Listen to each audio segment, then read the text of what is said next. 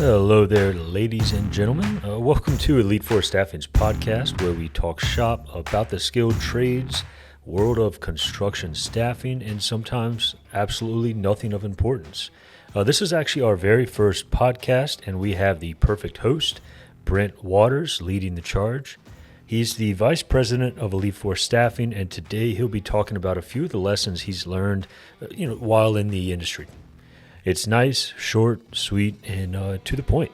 We're looking forward to refining our process, shortening this intro, and having a bunch of guests down the road. Hope you enjoy. Well, one of the things we had discussed kind of leading up to this experiment, topics that we thought were relevant is, I have been in this industry for quite a while.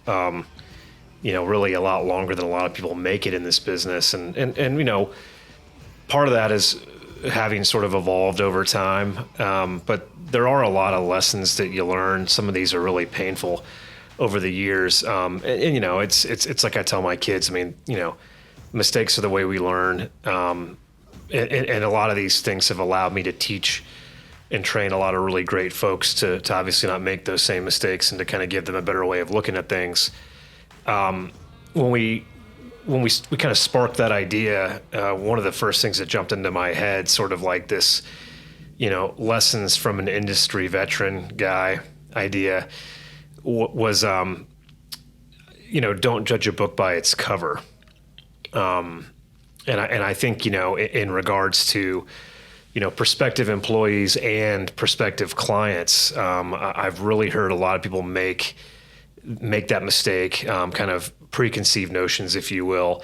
When I got into the industry in 2002, I didn't have a lot of construction experience.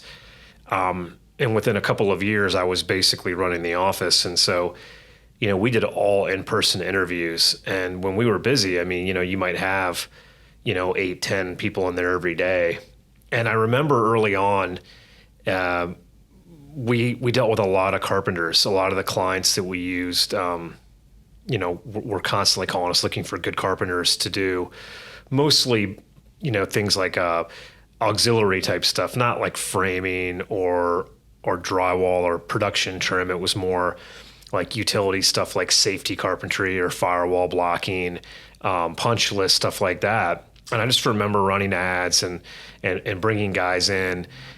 And, you got your 10 a.m. appointment or whatever, and, it's 9:45 and this shiny Dodge truck pulls up with the job box in the back, and the guy gets out and he's got the Carhartt gear on, and he's, loaded up and clean cut, and he's got this great resume, and you just know this guy's going to be a total stud. And then, the next guy that shows up pulls up and, a car that the door is like duct taped on, he crawled out of a ditch.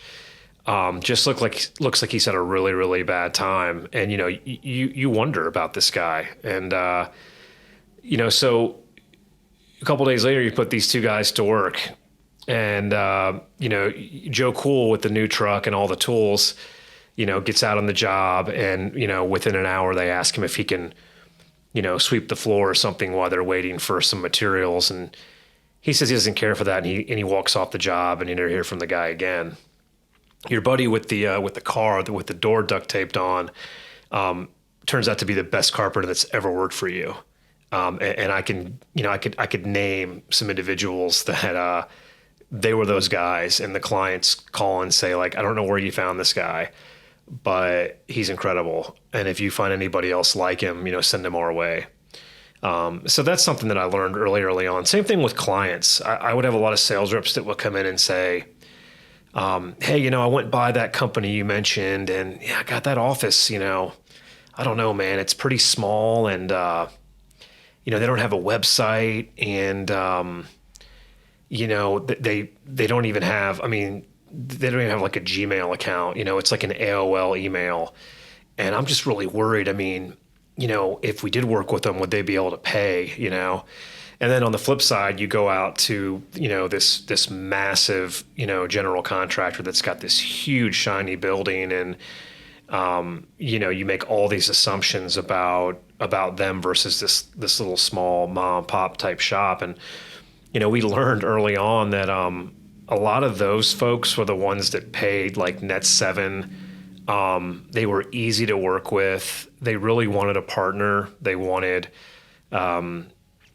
someone that understood their needs, and they understood the realities of what we do every day. They didn't have these ridiculous expectations about people. They understood that the people that we were trying to find were really and truly, in that same, we're all fishing in the same pond, and, they paid their bills quick. They were easy to communicate with, the big ones. I haven't lost a lot of money in this business, but, some of it has been with these big, massive companies that, overextend themselves and whatever the case is. So you just got to be careful not to make those mistakes. And like I said, we kind of learned early on, and with teaching all the folks that have worked for me, I think it's really important that you don't look at folks that way.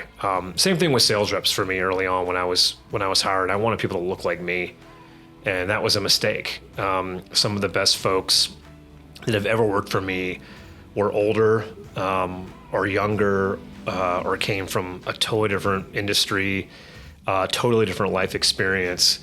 And I learned probably more from those folks than anybody that I would find that looks like me. So anyway, there you have it.